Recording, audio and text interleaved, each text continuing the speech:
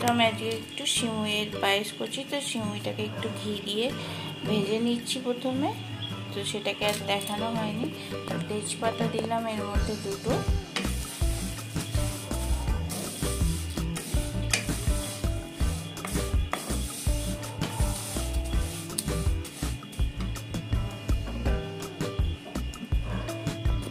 আর এখানে দুটো এলাচ নিয়েছি, যে দুটো ফাটিয়ে আমি এর মধ্যে দিয়ে দিলাম।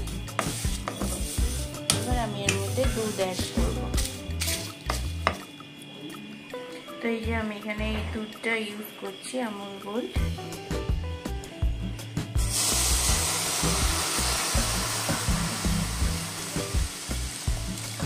দুধটাকে আমি লো ফ্লেমে দিয়ে অ্যাড করছি এখানে, যাতে দুধটা কেটে না যায়।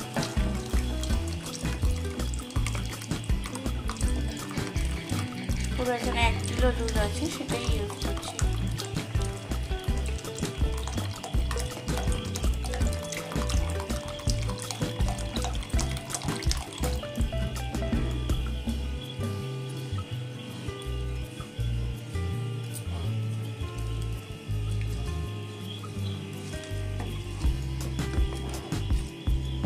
এগুলোকে এবার নাড়তে থাকতে হবে একসঙ্গে। তো এটাকে আমি এখন এরকম নাড়িয়ে যাব।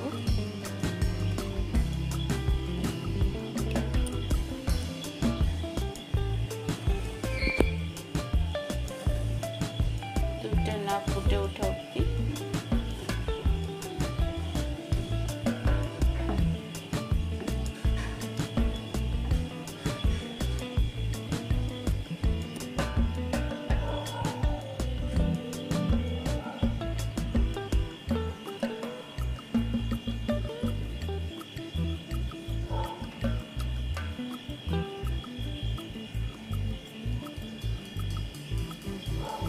দেখো এটাকে আমি এখনো নাড়িয়ে যাচ্ছি।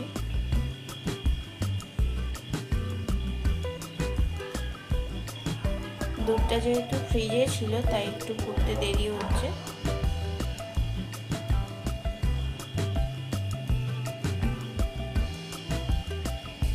তো দেখো এখানে দুধটা ফুটে উঠেছে আর এগুলো ভেজে উঠেছে।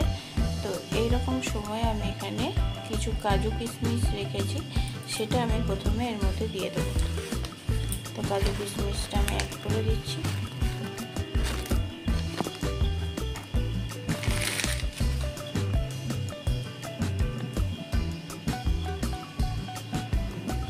এবার আমি এখানে মিষ্টিও অ্যাড করে দেব।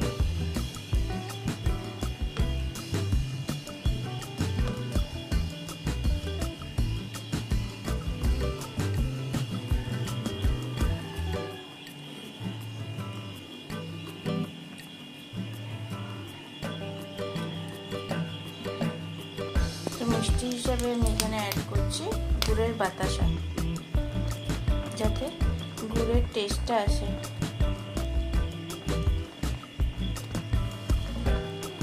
আর এখানে আমি 1 চিমটে নুন অ্যাড করব। মিষ্টি জিনিসে একটু নুন অ্যাড করলে তার টেস্টটাই পাল্টে যায়।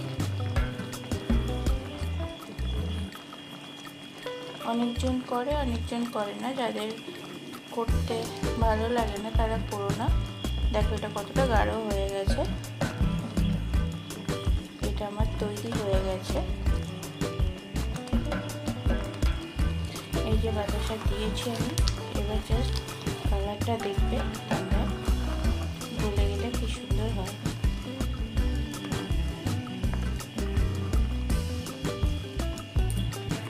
তো দেখো কালারটা কি সুন্দর এসছে। আমি সার্ভ করেও দেখাচ্ছি তোমাদের আর একটু লাইটে নিয়ে গিয়ে। তো কারা কারা বাতাসা গুড় বাতাসা দিয়ে সিমুইয়ের পায়েস করেছো? সিমুইয়ের পায়েস তো সবাই করো, তো কেমন কারা করেছো? আর যদি না করে থাকো তাহলে সবাই টেস্ট করে দেখো একবার,